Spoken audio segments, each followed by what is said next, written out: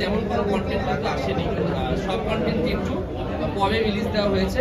তো এবং আমরা তো অনেক আগেই ঘোষণা দিয়েছিলাম, 10 তারিখে যখন প্রেস কনফারেন্স করা হয়েছিল তখন কিন্তু আমরা ঘোষণা দিয়েছি 18 তারিখ আসবে।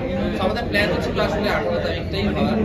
আর ভালোবাসা তো কোনো নির্দিষ্ট দিনে আসলে মানে বেঁধে দেওয়ার মতো জিনিস না।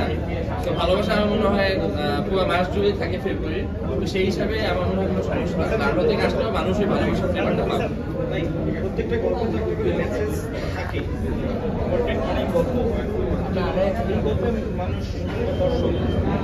এই গল্পে খুবই স্ট্রং একটা মেসেজ আছে।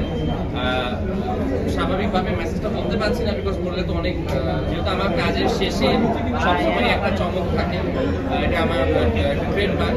ওই জায়গা থেকে আমার মনে হয় শেষ পর্যন্ত দেখতে হবে নীল শো, শেষ পর্যন্ত দেখতে হবে। জিনিসটা এতটাই আসলে সেন্সিটিভ, এটা টাচ দিলে হয়তো অনেকেই বুঝতে পারবে। তো আমি টাচ দিতে পারতেছি না, আমি অনুরোধ করবো কষ্ট করে কাজটা দেখতে। শেষে গিয়ে আমি বিশ্বাস করি কেউ নিরাশ হবেন না, এবং সবাই কোনো না কোনো একটা অনুভূতি নিয়ে আসলে মানে কাজটা শেষ করবে না। আমরা একটু রোহানের কাছে চলে যাই।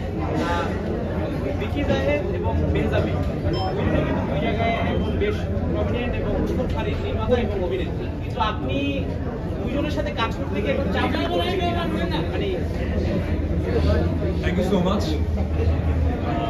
আসসালামু আলাইকুম সবাইকে, আমার নাম রেহান। যাই হোক, কোশ্চেনটা ছিল যে দুজনের সাথে কোনো চাপ অনুভব করেছিল না, এটা ভাই আমাকে ফিল করায়নি। তার সাথে সেকেন্ড প্রজেক্ট